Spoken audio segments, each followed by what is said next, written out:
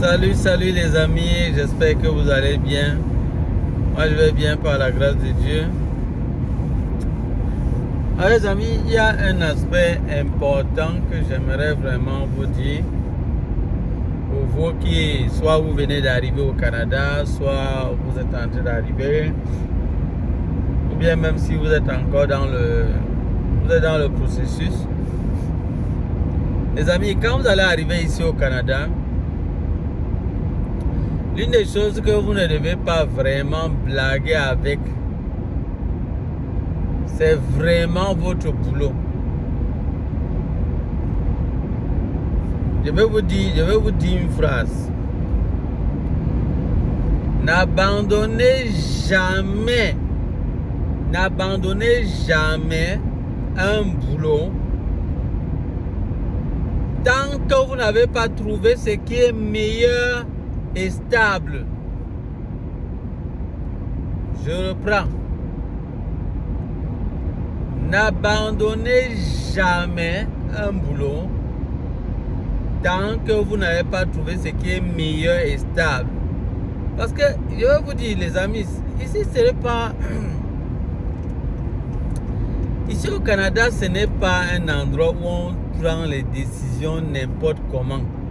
Je vais vous dire pourquoi est-ce qu'il ne faut pas prendre les décisions n'importe comment ici. La raison est simple les amis. C'est que le coût de la vie ici au Canada est élevé. Ouais, ça ne blague pas. Ça ne blague pas. Ce n'est pas comme dans nos pays où le loyer, tu peux payer le loyer même comme tu blaguais seulement. Tu peux payer même peut-être 6 mois de loyer. 10 mois de loyer, mais ça ne dérange pas, même un an. Vous croyez qu'ici, le gouvernement canadien a imposé qu'on paye le loyer ici un par mois? Pourquoi? C'est parce que c'est pas facile. S'il fallait vraiment laisser les bailleurs, parce que si les bailleurs ne sont pas libres, s'il fallait laisser les bailleurs décider du nombre de mois qu'il faut payer comme ils veulent, n'importe comment, mais ça devait être difficile. Ici, mon ami, tu dois payer un seul mois. Un mois. Et c'est obligatoire. C'est vrai qu'au début, quand tu prends la maison tu loues la maison de la personne, bon, il peut t'exiger de payer le premier mois et une garantie pour le dernier mois. Bon, c'est tout. Ça ne part pas plus loin que ça. Non, ça ne part pas plus loin que ça. Ici, il y a ce qu'on appelle le tribunal du logement. Oui, les bailleurs ne peuvent pas faire ce qu'ils veulent n'importe comment parce que le coût de la vie est élevé. C'est élevé. Mais un mois de loyer comme ça, tu peux te retrouver payer $1000, $1600, $2000. Mais les amis, est-ce que c'est facile? Ce n'est pas facile par rapport à ce que les gens ont comme revenu mensuel. Mais les amis, c'est pas facile. Il faut savoir ça, c'est pas facile. Donc du coup, avant de dire que tu laisses un job pour aller dans un autre que tu trouves peut-être meilleur, rassure-toi. Rassure-toi que là-bas, ça va donner. Ça va aller vraiment. Parce que si tu quittes, tu pars ailleurs. Et que de l'autre côté, on te renvoie peut-être rapidement. L'essentiel ici, ce n'est même pas d'avoir un job qui paye peut-être plus, juste parce que ça paye plus. Non, les amis, faites attention. Non, ne tombez pas dans le piège. Il y a un gros piège par rapport à ça, les amis. Il y a un gros piège. Il y a un gros piège. Que les gens ne vous trompent pas. Quelqu'un va vous dire, non, laisse le job que tu fais là, ça paye moins. Les gars, il y a un autre job là-bas où ça paye plus. Laisse ce que tu fais, va là-bas.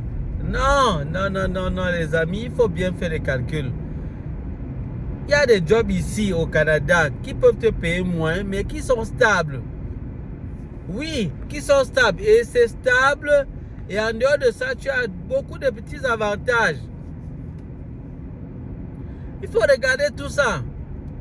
Il faut regarder tout ça quand vous voulez vous décider par rapport à un job. Non, c'est très important ce que vous dites là. Ne vous hasardez pas à dire non, je prends le job parce que ça paye plus. C'est un piège grave. Il faut regarder beaucoup de paramètres. Si ça paye plus, il faut regarder est-ce qu'avec ça je serai stable. Est-ce que peut-être c'est une entreprise où on ne peut pas peut-être me renvoyer aussi facilement que ça. Est-ce qu'il y a quand même peut-être même un syndicat? Est-ce que c'est vraiment est-ce que l'emploi est vraiment stable? Parce qu'il y a des jobs ici où on te paye vraiment, mais ils sont libres de te chasser comme ils veulent. Du moins, là-bas, tu n'as vraiment pas une garantie que vraiment tu peux évoluer là-bas pendant plusieurs années. Même si tu travailles bien. Même si tu travailles bien. Moi, je me rappelle une personne qu'on avait chassée comme ça. Bon, tu sais, vous savez, ils sont vraiment très courtois ici au Canada. Ils sont courtois, ça fait partie de leur culture, la courtoisie. Donc, la personne vraiment pour te chasser, bon, pour te chasser, le Canadien ne va pas le faire comme nous dans nos pays parfois. On est parfois tellement direct là. Les Canadiens ne sont pas directs. Ils font tout pour ne pas blesser la personne en direct. Donc, ils préfèrent ne pas aller le faire en direct là. Donc, ça, c'est leur culture ici. Donc, généralement, et voilà pourquoi, généralement, quand tu es un peu trop direct avec eux là, ils sont un peu gênés. Ils ont l'impression que c'est comme si tu étais en train de leur faire violence, tu étais agressif. Donc, ils trouvent que tu es pas agressif. N'allez pas vers un Canadien en direct. Franchement, il va mal le prendre. C'est parce que ça n'entre pas dans leur culture. Voilà. Donc, on revient un peu à ce qu'on disait. Donc, concernant le job, même quand les Canadiens veulent vous mettre de côté, ils veulent peut-être arrêter de travailler avec vous, ils ne vont pas vous dire directement que, bon, comme tu vois là, vraiment, ça ne vaut même pas la peine. Il y a des choses que tu fais mal, ça ne vaut pas la peine. Donc voilà, tu fais des choses qui ne tiennent pas. Vraiment, on ne peut plus continuer ensemble. Non, ils ne vont pas vous dire ça. Ils vont faire les choses de manière douce. Parfois, il va vous dire quand même que bon, en fait, tu travailles bien, il t'apprécie, vraiment, c'est bien, vraiment. Sauf que bon, il y a des petites choses là qui ne vont pas peut-être comme il faut, mais vraiment, je ne pourrai plus continuer avec toi. Et moi, je crois que vraiment, tu pourras trouver quelque chose de meilleur, peut-être quelque part et tout. Donc, il va vraiment te flatter et juste pour que tu ne sois pas frustré. Parce que généralement, quand ils prennent les décisions ici, ce n'est pas les trucs que vous allez revenir dessus. Hein. C'est très rare. C'est très rare. Donc, la plupart du temps, ils prennent les décisions. Ils ont déjà plus le temps de vraiment réfléchir. Donc, c'est un peu ça ici. C'est la particularité qu'il y a chez eux, ouais, et que j'apprécie. Au niveau des Canadiens, il faut vraiment apprécier ça. C'est les gens qui font beaucoup de choses quand même sur mesure. Sur mesure, ils ne prennent pas trop les décisions à la hâte. Très peu. Très peu. Donc la plupart de leurs trucs sont sur mesure. Ils n'ont plus le temps. Ils n'ont plus le temps. Et ils t'observent. Ils observent les gens. Ils prennent le temps d'analyser. Non. Les gens sont des grands analystes. Ils analysent rapidement. Et quand ils viennent te voir là, il faut savoir qu'il y a eu quelque chose. C'est la même chose. Et avec la technologie qu'ils ont, ils ont déjà tout mis ici sur pied avec une très grande technologie pour pouvoir vérifier, du moins connaître vraiment qu'est-ce qui se passe. Donc pour savoir si tu travailles bien ou tu commets des erreurs, tu fais certaines choses qui ne tiennent pas, ils ont tout mis sur place. Donc quand vous êtes dans une entreprise ici au Canada, pardon, faites attention. Faites attention. Surtout si ça appartient vraiment à un Canadien. Faites attention parce qu'ils ont mis sur pied tout. La technologie est déjà bien avancée ici. Donc du coup, il faut faire attention. Tout ce que tu fais, parfois tout est déjà bien capté, bien enregistré. Et on voit tout ce que tu fais. On voit tout. Il y a des choses qu'ils ne vont pas vous dire. Ils ne vont pas vous dire que non, sachez qu'on voit. Mais ils voient. Et ils ont déjà tous les moyens pour savoir que ça tu as fait, ça tu n'as pas fait. Donc les petits trucs qu'on faisait peut-être au pays, on jonglait, Personne, il n'y avait pas de caméra, il n'y a rien là. Ici, tout est bien cadré, bien enregistré, bien suivi. Bien suivi. Donc, avec ça, il faut faire attention. Donc, du coup, quand tu es dans un lieu de service, il faut pas croire que tu peux t'amuser n'importe comment. Donc, les amis, avant de changer de position et dire non, moi, je veux faire un autre job, tu abandonnes l'autre job, tu démissionnes. Rassure-toi que tu as vu mieux. Tu as vu vraiment mieux et vraiment mieux là. Parce que sinon, tu vas regretter. Tu vas regretter parce que pour trouver un autre emploi risque d'être difficile. Les amis, l'emploi jusqu'à présent, ce n'est pas toujours évident. Mais au fur et à mesure, les choses sont en train de s'améliorer. Mais je peux vous dire que jusqu'à présent, c'est pas encore facile. C'est pas encore facile. Donc, si tu perds ton job comme ça pour trouver un autre qui est peut-être meilleur, ça peut ne pas être facile.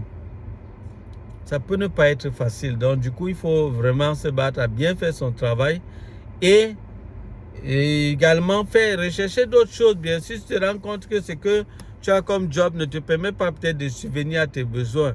Mais évidemment qu'il te faut quand même chercher ce qui est meilleur. Oui, bien sûr. Et bien sûr, avec une option aussi de pouvoir retourner aux études si c'est nécessaire. Mais faites tout pour être stable. Moi, je dis ça aux gens, je vous ai déjà dit ça 20 fois. L'essentiel ici, c'est d'être stable aussi. Ça ne sert à rien d'être en train de travailler de l'argent, mais toi, tu ne vis pas. Tu ne vis pas. Ça te sert à quoi? Et puis, peut-être tu es en train de jouer sur ta santé. Tu es en train de te détruire. Tu travailles pendant quelques années. Après un certain moment, tu vois les maladies qui t'arrivent, qui viennent maintenant sur toi. Tu n'arrives même plus à rien faire avec cet argent. Et même ceux qui comptaient sur toi se rendent compte que tu es parti à cause des maladies qui t'ont attrapé, à cause du fait que tu as trop travaillé à un niveau où c'était plus bon là. L'essentiel, ce n'est pas juste d'avoir de l'argent, mais c'est d'être stable. Je vous ai dit ça maintes fois. Maintes fois. C'est la stabilité qui compte. Ça compte. Et pour ceux qui peuvent vraiment croire, mais être avec le Seigneur, être vraiment dans une position spirituelle qui est bonne, où tu sais vraiment que tu as la vie éternelle, que si vraiment par mégarde là, il y a un incendie, où il y a le feu, il y a l'eau peut-être qui vient envahir les gens, ou bien le tremblement de terre, ou un accident, mais que tu saches au moins que ta vie, ton avenir est garanti auprès du Seigneur. Donc pour ça, il faut vraiment te rassurer que tu as ta vie avec Jésus-Christ. Ne n'est pas dit être religieux. Parce que les gens disent ça comme ça, d'autres vont dire oui, mais je me suis déjà baptisé, confirmé, et puis ça va. Non, les amis, ça ne suffit pas.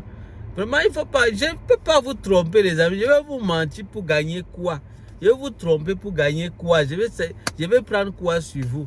Donc quand je vous dis ça là, donc vous croyez que je vous veux du mal? Non, les amis, quand je vous dis donnez vos vies au Seigneur Jésus-Christ, c'est parce que c'est lui le seul. C'est lui le seul qui donne la vie, la santé, le bonheur et la protection. Vous n'avez pas besoin d'aller voir les marabouts avec Jésus-Christ. Vous n'avez pas besoin des marabouts. Il est déjà le Dieu Tout-Puissant. Il a déjà tout. Donc tu n'as pas besoin. Peu importe qui va venir t'attaquer, il ne peut pas s'en sortir devant Jésus-Christ. Jésus-Christ va lui montrer le feu. Lui, il dit qu'il va regretter, il va repartir. Vous a dit que non, il ne peut plus attaquer la personne là. Parce que vraiment, quand je suis arrivé, c'est plutôt le feu que j'ai rencontré. C'est ça, vraiment, mettez-vous sur la main puissante de Dieu et croyez en Jésus-Christ. Mettez votre confiance en lui. Peu importe. Et ne laissez plus, ne vous guidez plus par vous-même. Laissez Jésus-Christ guider vos vies. Abandonnez-vous entre ses mains entièrement. Entièrement. Donc, priez en disant vraiment, Seigneur Jésus-Christ, je te supplie de me pardonner parce que depuis longtemps, j'ai guidé ma vie comme je voulais, selon ma tête, selon mon cœur, selon mes pensées à moi. Et j'ai fait ce qui m'a arrangé comme je voulais. Je ne tenais même pas compte de toi, Seigneur. Et je te demande pardon maintenant, Seigneur Jésus. Faites cette prière étant sincère dans votre chambre. Vous n'avez pas besoin d'aller voir un prêtre ou qui que ce soit. Dans votre chambre, Dieu va vous écouter. Seigneur, pardonne-moi parce que j'ai été vraiment rebelle. J'ai été vraiment insensé. Et j'ai voulu marcher selon mes propres désirs, mes propres convoitises. J'ai mené ma vie comme je voulais. Et ça ne m'a mené nulle part. Me voilà, je suis perdu. Seigneur, pardonne-moi, Seigneur. Je reviens vers toi. Et je te supplie de me pardonner et de me reprendre encore entre tes mains et fais de moi ton enfant et me guider dans ta voie. Priez, faites cette prière sincère et demandez au Seigneur Jésus-Christ d'entrer dans votre vie. Il va le faire, les amis. Il va le faire. Celui qui le fait avec foi et de bon cœur, le Seigneur va le faire immédiatement. Il va entrer dans ta vie. Et puis maintenant, cherchez vraiment un vrai serviteur de Dieu et vous vous faites baptiser dans l'eau pour le pardon de vos péchés. Et vous décidez de suivre le Seigneur en marchant selon sa parole. Maintenant, si vous pouvez être entouré de certains frères et sœurs à Christ qui croient aussi au Seigneur d'une manière pure et qui servent le Seigneur en vérité, marchez avec eux. Parce qu'il y a beaucoup d'égarements ici dehors. Donc, je ne vous conseille pas d'aller dans n'importe quel groupe. Il y a des groupes vraiment qui ne servent pas Dieu. Des gens qui servent que l'argent. Tout c'est l'argent. Chaque temps, les dîmes offrandes, l'argent monté à gauche, à droite. Il faut faire les collectes. C'est l'argent qui a pris la tête de ces personnes. Ce n'est plus le Seigneur qui servent, c'est leur ventre. Ils ne servent plus le Seigneur. Ils ont déjà abandonné le Seigneur depuis longtemps.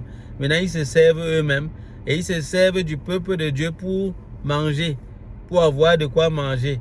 Voilà pourquoi chaque dimanche, chaque temps, c'est l'argent. L'argent, il faut les collectes, les offrandes, les dîmes. Oh, il faut construire l'église. L'église est même d'abord, est-ce que c'est un bâtiment? Ce n'est pas un bâtiment.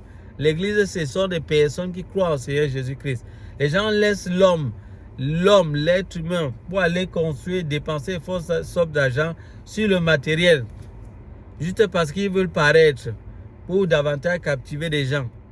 On dépense des fortes sommes d'argent sur les instruments de musique, les fortes sommes d'argent pour décorer l'église. Décorer ce qu'ils appellent l'église. Pour eux, l'église, c'est un bâtiment. Les chaises luxueuses et tout. Et il y a de la discrimination dans ces endroits-là. Il y a des places déjà pour les gens qui ont l'argent. Ceux qui n'ont pas l'argent sont derrière, on ne les considère pas. Franchement, où va-t-on là? Où va-t-on? Franchement, ce n'est pas ça. Donc, elle vous dit de donner vos vieux saints. Je ne vous ai dit pas d'aller devenir religieux et d'entrer dans ce genre d'esclavage-là. Là, vous allez être religieux et vous serez tellement borné d'affaires à suivre, à servir plutôt les hommes et non le Seigneur. Donc, ce que je vous dis, c'est servir le Seigneur. Et pour ça, entrez dans votre chambre, invoquez le Seigneur là-bas, le Seigneur Jésus-Christ. Il va venir à votre secours et il va vous aider. Ce sera tous les amis pour cette vidéo. Pour ceux qui veulent nous joindre dans notre groupe, parce que nous avons créé un groupe où nous donnons des informations aux gens concernant le processus d'immigration. Pour ceux qui ne sont même pas en cours, on leur donne des conseils pour faire le bon choix concernant l'option qui les intéresse pour le processus d'immigration, pour voir vraiment clair sur la voie qu'il faut choisir et qui est adaptée pour eux, qui est vraiment bonne pour eux. Maintenant, pour ceux qui sont en cours, dans leur processus, qui sont déjà dans le processus, qui sont déjà en train de fouiller les dossiers et tout, pour eux, on leur donne des conseils par rapport aux difficultés qu'ils rencontrent dans ce processus-là. Et pour ceux qui sont déjà au Canada, nous avons un groupe également pour les aider par rapport à la recherche d'emploi, par rapport à beaucoup de conseils pour le logement et tout, la vie en fait au Canada. Donc voilà les amis, donc voilà les différents groupes que nous avons mis sur pied. Le groupe général, le lien est dans la barre de description. Moi je vous prie juste de nous montrer qu'on est ensemble avant de cliquer pour demander à entrer dans ce groupe. Et la seule chose à faire, c'est dans le commentaire, vous mettez en commentaire, on est ensemble, vous suivez des deux premiers et des deux derniers numéros de chiffres de votre numéro de téléphone avec lequel vous allez nous joindre et nous allons vous identifier et vous admettre dans notre groupe. Likez le contenu également pour nous encourager. Partagez la vidéo également à d'autres personnes à qui ça peut intéresser. Et puis, quant à moi, je vous dis à bientôt pour d'autres vidéos. Que la grâce de Dieu soit avec vous et que la paix de Dieu soit avec tous ceux qui servent le Seigneur d'un cœur pur. Bye bye.